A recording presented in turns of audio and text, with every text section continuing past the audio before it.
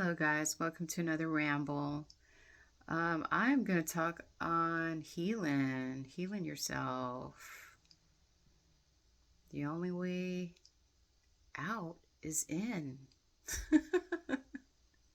What does that even mean? The only way out is in. I mean, I feel like if you've been on this journey for some time, I think you understand what that means. You know? Basically, the only way out of suffering is doing the internal work. What does that mean? Internal work, guys. Freeing your mind, freeing your emotions. That's the only way out, is in. Self-reflection, self-awareness, taking accountability, being really honest with yourself, being radically honest with the pain that you feel. You know, a lot of people avoid it because it's uncomfortable. Maybe that's why we have avoidant attachment in relationships. You know, avoid it, avoid that problem. And then anxious people, maybe, and this is just coming off the top of my head, but anxious attachment is when they also need to do some healing because they're getting triggered. You know, it's all triggers.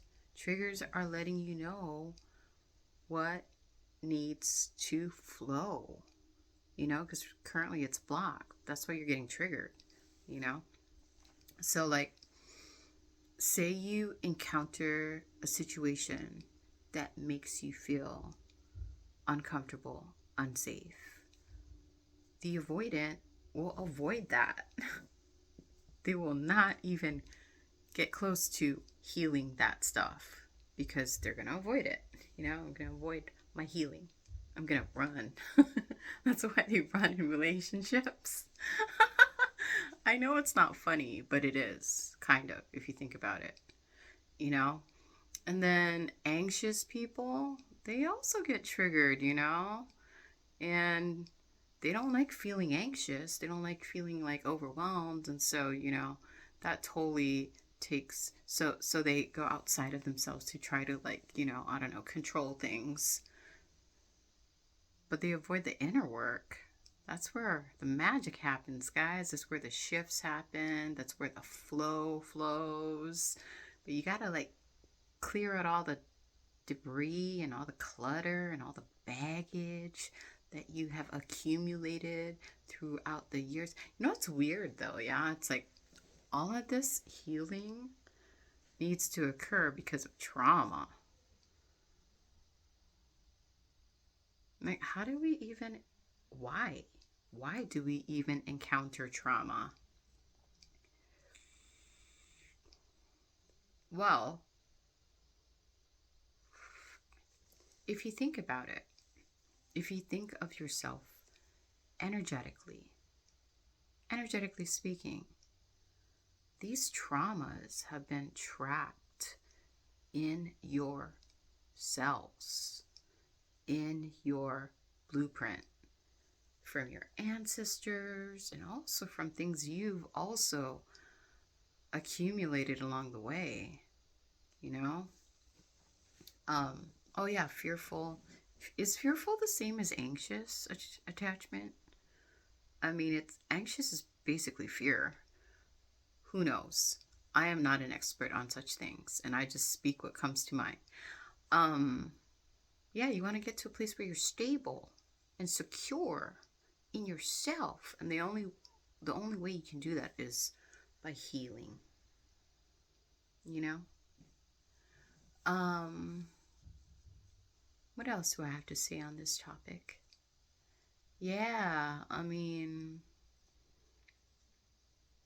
trauma is here. You know, trauma occurs, and for me personally, you can either perpetuate the cycle and pass it on, or you can break the cycle.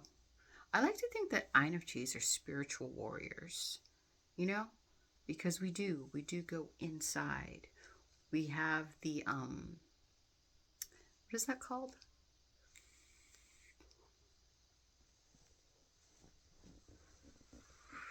We have this insatiable curiosity, you know, to understand the tinkerings of things. And so for me personally, when I feel something, I was always inquiring. I was like, oh, why do I feel this way? Did I do something wrong? What can I do to repair this? I spent most of my life doing that. So I guess I was already like kind of, um, my operating system was already, and your operating system was already kind of like built to inquire and to resolve and to repair. Think about it. We've been doing it our whole lives, right? And then you get to a certain point where where you've done enough healing within yourself, and then you realize that, oh, you can recognize everybody else's pain. You can recognize where they haven't healed. You can recognize where they're holding themselves back, because that energy, you know, it speaks louder than words, and you can recognize it by the way it feels, you know? And not only that, once you get to a point where you've healed yourself enough, you realize that, oh, I've healed myself. I'm pretty good with me. I'm chill. I'm like my own best friend. Um, I'm not triggered as often, but I certainly can feel everyone else's stuff. Oh, okay, you're projecting on me. You are projecting on me. And this is not a me thing, it's a you thing. And I'm just going to either observe it, or if you need advice, I certainly have experience with a plethora of emotions, because I have explored every freaking emotion on the freaking scale, right? Right? Ha. And I just feel like healing is so important. How do you heal?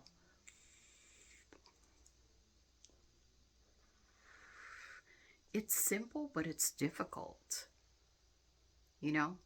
You know how like some things are so simple, but people make it so difficult? It's simple, but it's difficult. Um, it requires you to sit with yourself, to be present with yourself, to observe yourself from a detached space, so you don't identify with the thoughts, with the stories you've been telling yourself, with the dialogue that's been running through your head. Through um, you can kind of like distance yourself from the belief systems that were kind of like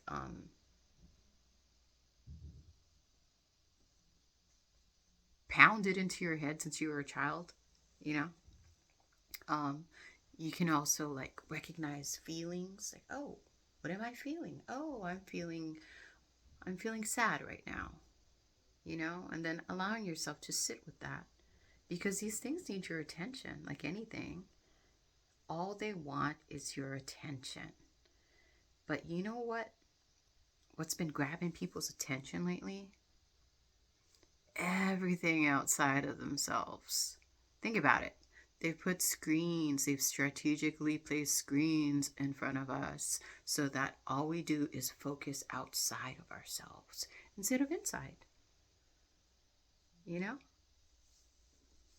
And that's what's required.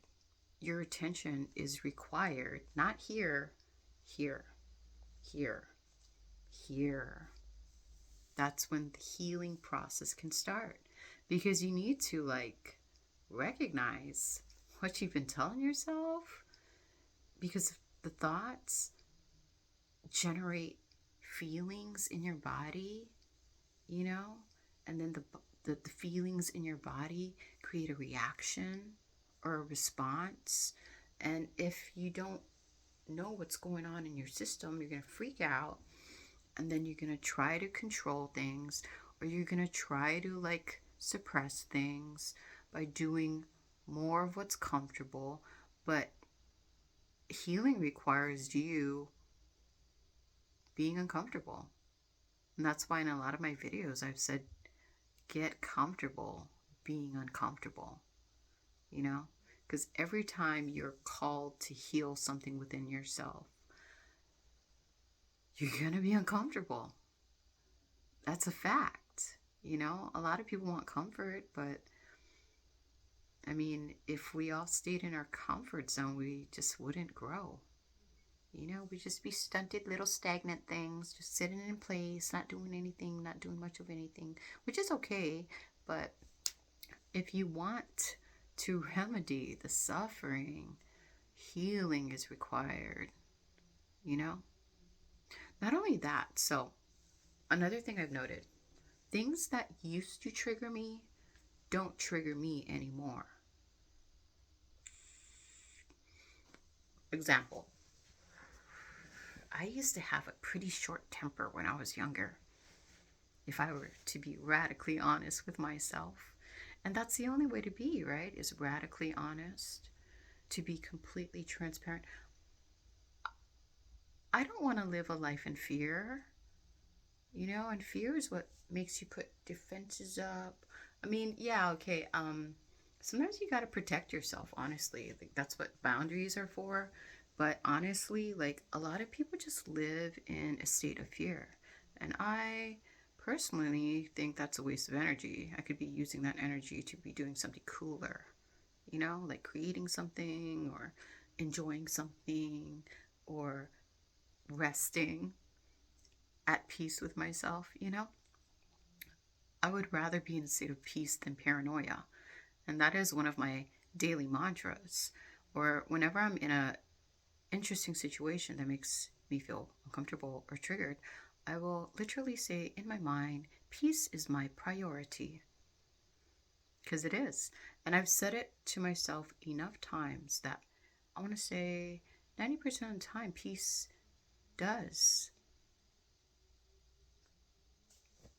materialize in my experiences because I've got in my mind to believe that. And so that's all I can perceive, right? Peace is my priority, you know? Um, yeah, so the triggers, oh yeah, so I used to be like, I used to have like anger issues when I was younger. I don't have anger issues now. It took me a lot of time and a lot of work and a lot of persistence to get to where I am now, but it's pretty hard to get me angry. I still get sad when I'm still working through the sadness, but overall, I feel peaceful and joyful and content. Even when like people think it's boring, like oh I'm bored, I gotta do something. Mm-mm.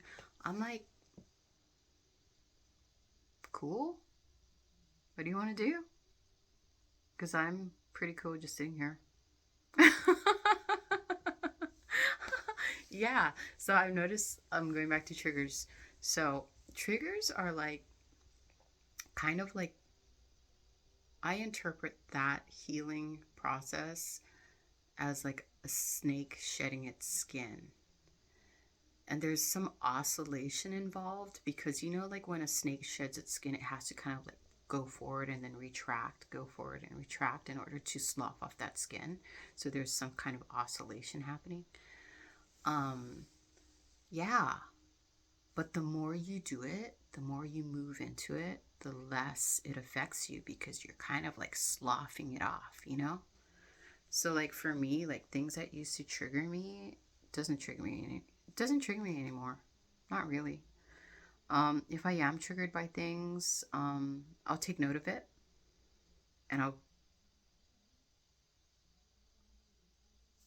put effort into moving through that until I am no longer triggered.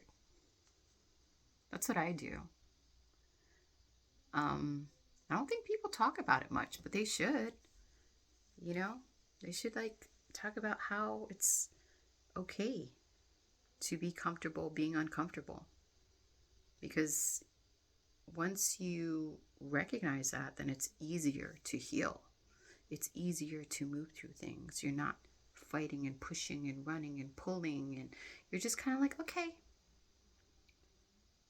something is happening right now and it's triggering me. Let me identify that. I'm not going to identify it as myself, but I'm going to identify that. And then I'm going to sit with it and give it my utmost attention. Because I feel like once you give it attention, eventually it'll dissipate on its own. That's awareness, right? That's self-awareness, being aware of what's going on in here and in here. Yeah, guys, let's heal together. Let's make this world a peaceful place to live in. I don't know if I'm making sense. But if you learned anything from this video, cool. If you didn't, that's cool too. Blessings to one and all. Amen.